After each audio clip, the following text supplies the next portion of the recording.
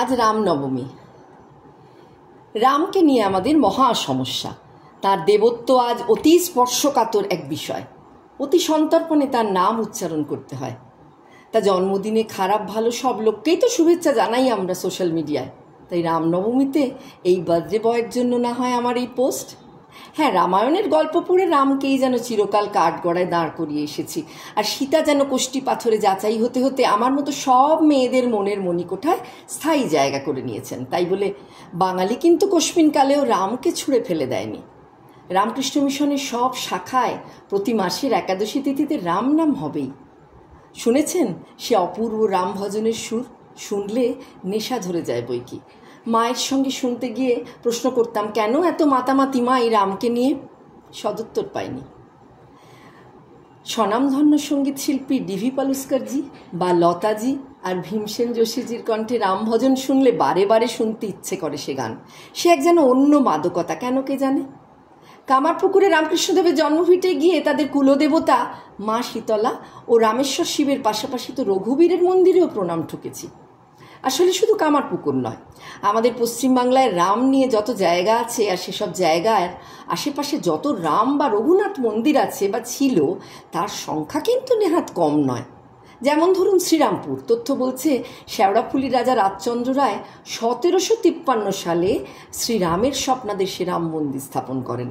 তিনি দেব সেবার জন্য শ্রীপুর, মোহনপুর এবং গোপীনাথপুর এই 3টি গ্রাম দান করেন, আর পরে এই 3টি গ্রামের একত্রে নাম হয় শ্রীরামপুর। উত্তরপাড়াতেও এই রাজচন্দ্র রাম সীতার মন্দির বানান। শুধু তাই, চুঁচুড়া থেকে চন্দননগর, গুপ্তিপাড়ায় তো রামকান্ত নামে এক সাধকের প্রতিষ্ঠিত রাম মন্দির এখনও দিব্য আছে। কালনার নারেশ্বর ঘাটের 200 বছরের প্রাচীন রাম মন্দিরটি, বা কালনা রাজবাড়ির রাম সীতা মন্দির, অথবা গোপালদাসপুরের বিখ্যাত রাখালরাজ মন্দির, যারা রামনবমীতে দোলযাত্রার আয়োজন করে আজও, তা কিন্তু বাংলায় এক বিলুপ্ত প্রথা আজ। হাওড়ার রামরাজাতলার কথা আমরা সবাই জানি। 1740 সালে জমিদার অযোধ্যা রামচৌধুরী এখানে রামের পুজো শুরু করেছিলেন। জানেন কি?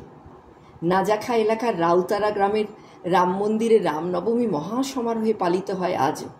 আর খাস কলকাতার শিয়ালদহের রাম মন্দিরটি বানিয়েছিলেন শীতলচন্দ্র আর তার স্ত্রী রাজলক্ষ্মী বন্দ্যোপাধ্যায় 1926 সালে। আর রানী রাসমণির কুলদেবতা রঘুবীরের মন্দিরের কথা কে না জানি আমরা। নারাজলের রাজা মোহনলাল খাঁ অযোধ্যা থেকে পাথর নিয়ে রাম মন্দির তৈরি করেছিলেন, যেখানে রামনবমীতে রথযাত্রার আয়োজন হয় আজও।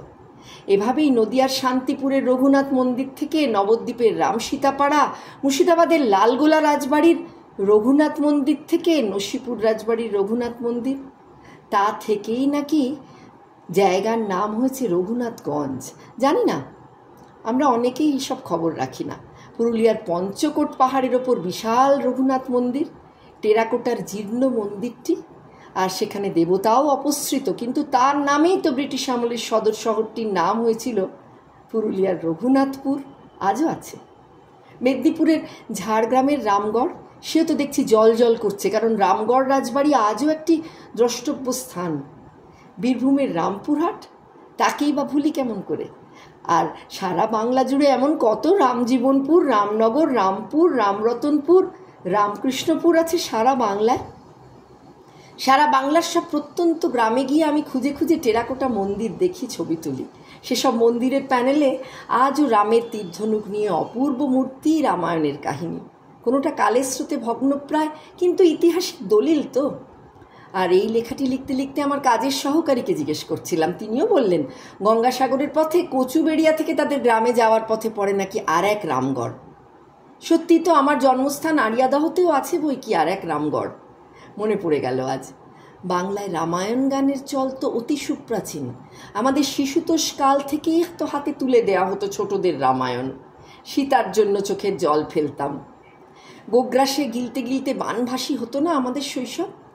আর আমাদের তো ভুলে গেলে চলবে না যে বাংলায় শরৎকালে যে দুর্গাপুজোটা আমরা অতি সমারোহে আয়োজন করি, তা তো রামচন্দ্রের শরৎকালেই দুর্গার অকাল বোধন। তাই বিখ্যাত প্রবাদের ভাষায় বলতে ইচ্ছে করে, যাহা রটে তাহা কিছু বটে।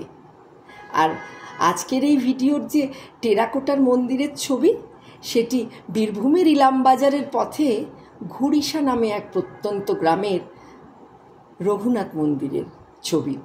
অপূর্ব সেই মন্দিরে আজ হয়তো পুজো পাঠ হয় না, বিগ্রহ নেই, কিন্তু মন্দিরটি কিন্তু ইতিহাসের দলিল। আরও একবার সবাইকে রামনবমীর শুভেচ্ছা।